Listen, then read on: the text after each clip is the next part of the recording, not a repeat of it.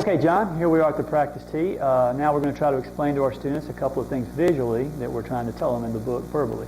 We're going to start with some basics. First of all, what do we need to do to be able to control where our golf ball goes? Well, we've basically got to be able to control the spin of the ball after it leaves the club face. How we affect that spin determines where the ball is going to go. So you're telling me that if we can control the spin, we control the golf. Absolutely. Okay, so what factors affect the spin of a ball? Three main things. The club face as it impacts the ball, is it open, closed, or square? The path of the club as it approaches the ball via the downswing. And then last but not least, the angle of attack. And that would be, is it steep? Is it shallow? How is that club approaching the ball? Nothing to do with inside or outside. Right. So all our students have got to do is they've got to learn a couple of fundamentals to help them control the spin of the golf ball. We like to split everything up in our book into two basic categories. Those would be in-swing fundamentals and pre-swing fundamentals. Okay, when you say pre-swing fundamentals, that to me seems like things that you would actually do before you ever get ready to hit a golf ball. What would those pre-swing fundamentals consist of? Three main things: grip, posture, stance, or some people call it setup. And that makes a nice little acronym, GPS, because it can serve as a guidance system, not for just building a golf swing, but also for getting you in the right direction as far as where you want to go. I think that's awesome for our students to be able to remember. So let's get right to it. Let's talk about grip, posture, and stance. Let's start with grip. When we talk about spin, we know that one of the things that affects the way a golf ball spins is where the face is at impact. And that's one of our pre-swing fundamentals. It's controlled by the only contact that we have with the golf club, which is the grip. So why don't you take the time to explain the grip? All right, well, in the grip is the single most important factor that affects whether the club face strikes the ball squarely or openly or closed. So when we take a look at this golf club here and we talk about how to put our hands on the club, three main ways to do that. We've got the Vardon grip, or the overlapping grip, which is named after Harry Vardon, gentleman who won a lot of British Opens. We've got the interlocking grip, and then we've got the 10-finger or baseball grip, as some people like to call it. We don't really like to use that terminology, and we'll get to that later. Those three grips are the main three grips you're going to run into, and if we can put one of those into place, then we can be in good shape. And no grip is really better than the other. They just all fit different types of people. When I say different types of people, it doesn't matter whether you're eating a ham sandwich or turkey sandwich. It's not anything like that. It has to do with the size of your hands and also the strength of your hands. And each one of those grips can be used effectively. Okay, before we talk about these grips, hold the club up there a minute. Okay. You just kept saying something about open, closed, or square. We've got to get this golf club back to the ball in the square position. So obviously the way you're going to show the students how to put their hands on the ball, on the club, is going to help us to do that easily. But first let's explain to them what open, closed, and square means. Let's do it. When you're standing here and you're holding the club straight out in front of your chest, I see the leading edge of the golf club pointing straight up and down. To me, that's a very square position, okay, if it's perpendicular to the ground. Now, an open position would be if the toe is flailed slightly to the right there. That's going to cause the ball to stay high and to the right.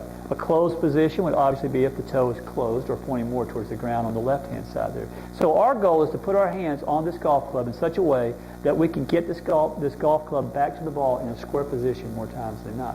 So let's go with that now. Let's show the students how they can accomplish that with a grip. Okay. The three grips. Three main grips. Number one, the Vardon grip. Okay. And I'm going to use my hands, instead of saying left hand or right hand, I'm going to say top hand, bottom hand, because it could be different if you're right-handed or left-handed. Okay. For the Vardon grip, I'll take my top hand and I'll take my heel pad on my top hand and make sure it's directly on top of the grip.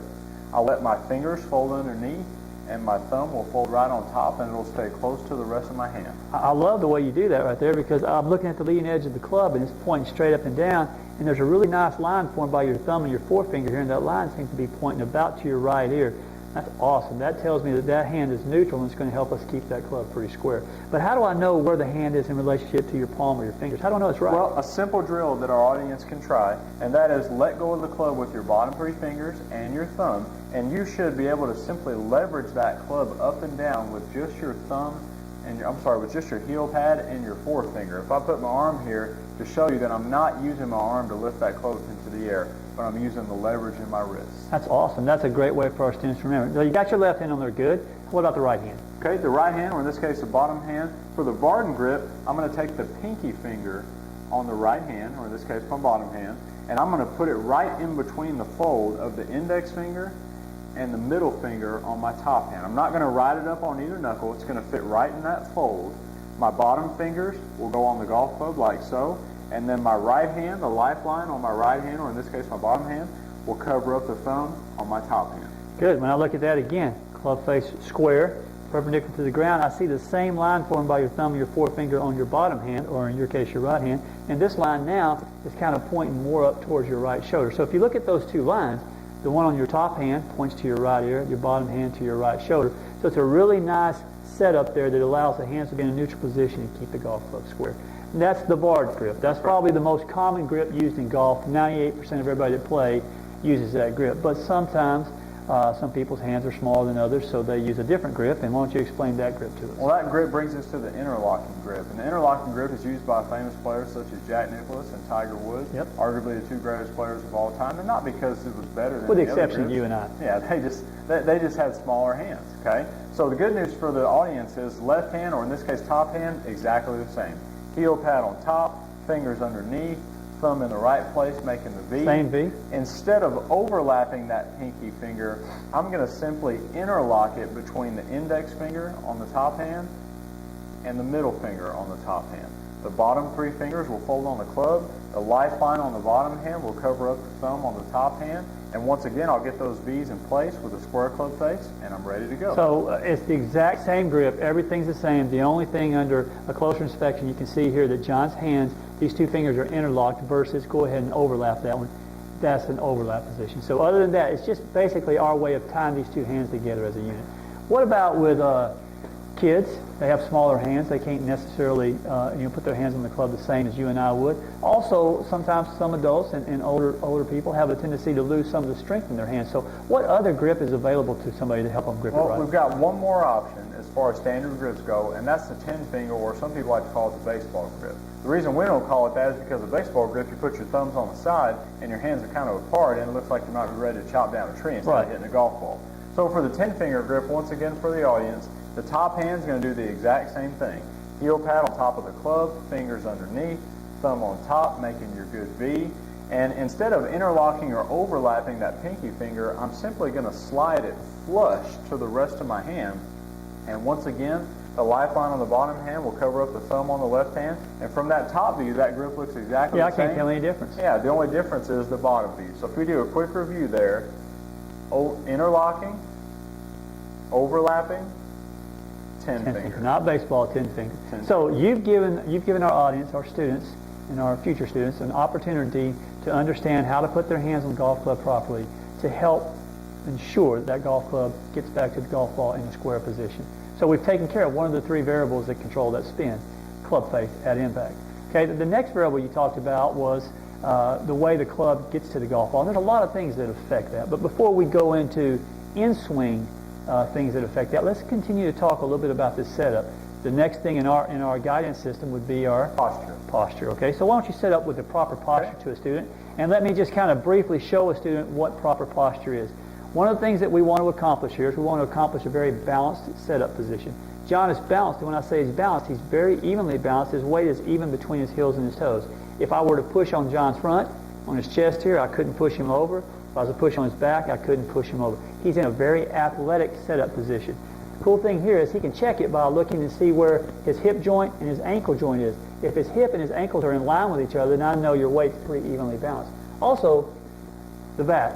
John's back. When I take this training rod and I put it up his spine, you can see that John's spine is very, very straight, with his head dropping off the spine just a little bit because he's having to look down at the ground at the ball. And last but not least, his arms are hanging effortlessly below his chest. Okay, he's not in a position where he has to do anything. The arms are just hanging there. If he takes his right hand off the golf club, it hangs even with where it would be if it were on the club. That tells me the distance between John and the ball is very, very good. If he was too far from the golf ball, then his hand, when he takes it off the club, would actually fall towards him, and he would know, hey, I'm too far from the ball. If he's too close, the same thing is true. His hand would fall away from him, and he knows he's too close. So what he's done there is actually just demonstrate the perfect posture position. And posture, in my opinion, we're all a little different, single most important fundamental of the golf swing, because it starts so many things in motion the right way or the wrong way.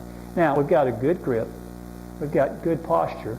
What about how we position ourselves to the ball as far as where the ball is in relationship to us? Well, the stance mostly has to do with ball position and where the weight is distributed in the stance. And I think if we switch views here a second for the audience, I think we can demonstrate. Why don't you use this training rod? Okay, this is how the ball position works here.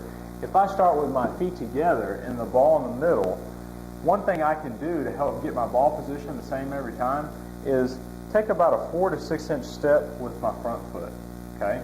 And the cool thing about this is keeping that distance between me and the ball the same is going to really help me create consistency in my golf swing. We'll get to that in just a second here. If I want to put the ball back in my stance like I would for a short iron, I'll simply take a smaller step with my back foot than my front foot, and I'll be ready to go. It'll be back in my stance, okay? If I want to put the ball in the middle of my stance, take the same step with my front foot, and I'll match that step with my back foot, and it'll be in the middle. And then last but not least, if I want to take it and put it forward in my stance with maybe a 3-iron or a driver, something like that, I'll take a bigger step with my back foot and my front foot, thus putting the ball forward in the stance. But the cool part is, because I keep that distance between the ball and my front foot the same, it allows me, or encourages me in this case, to bottom that club out in the same place relative to my body, regardless of what I do with this foot. Excellent. So, you know, when students read books or they watch the Golf Channel, you always hear, hey, play the short irons, the ball back in your stance, the middle irons in the middle, and the driver forward. So we're accomplishing that. We're just doing it in a different way. You, as well as I, go to the practice tee once in a while and we look at students, and they've got the ball everywhere. I mean, they actually move the ball physically back toward their back foot with a short iron, and it could be 6 or 7 inches different between their driver and their sand wedge, which causes them a lot of havoc in trying to bottom that club out, like you said, in the same place. So you've given them a very simple, easy way to get the ball in a very consistent place in their stance. And you're talking about for stock golf shots. You're not talking about for high cuts or low hooks or chip shots. This is a normal golf shot. Normal golf shots. Okay, I think that's about as simple as that gets. Now, one of the things you said there is very important. When you grip that club, John talked about how this club bottoms out in the bottom of that swing. We got to have the ball where the club is at the bottom of that arc, okay? They need to be in the same place for us to hit it solid. If that ball is too far back in John's stance, his club is not going to actually have the chance to reach the ground or the bottom of that arc, so he's going to hit the top half of that golf ball, causing us to hit the golf ball a little bit thin.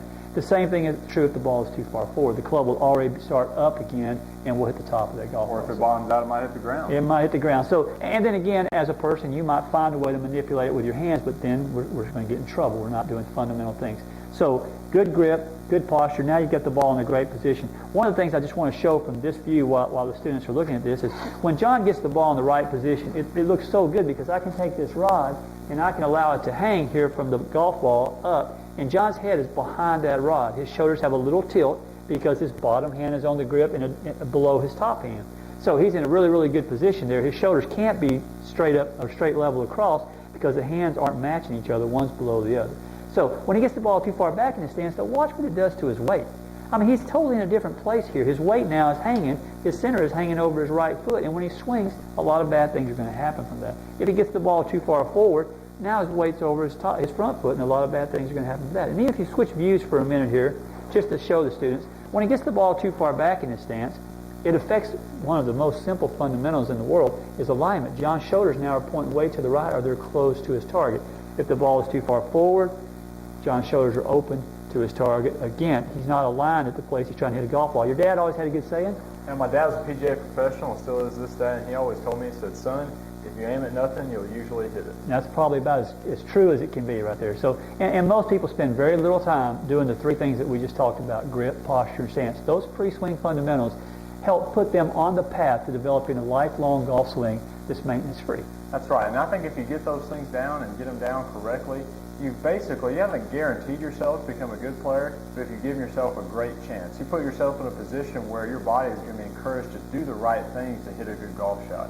When you set up to the ball incorrectly, you don't want to make good golf swings because your body is out of position to make a good golf swing, and the last thing you want to do is make a good golf swing from a bad posture. So. Absolutely. There's always a way, and students always look at fall flat, and they think if they hit a good golf shot, they must have done everything right. But you can hit a good golf shot with a bad swing, and you can hit a bad golf shot sometimes with a good swing. But the latter is almost always the exception to the rule. If you have a pretty good golf swing, you're probably going to hit it pretty good. And if you adhere to what you've just showed our students, good grip, good stance, and good posture, they're going to set themselves in a position to make a lot of good golf swings. That's right. And we would encourage the audience at this point in the video to press pause, go work on this stuff a whole lot, and then come back and press play when you think you've got a good grip, posture, and setup. And the truth of the matter is, you'll probably still need more work from there. Yeah, when John says that, he's meaning that these things need to be fundamental. That's what we're talking about. When something's fundamental to John, it means that John can do it, or that I can do it without conscious thought. He doesn't have to think about the way he grips that golf club or where that ball is in his stance, because from a very young age, John has practiced doing that properly. A lot of times students come take a lesson, they feel like next week they come back for their next lesson, they've got everything and it's fundamental. It's not fundamental. Press pause and spend a lot of time working on this before you actually go to the in-swing fundamentals.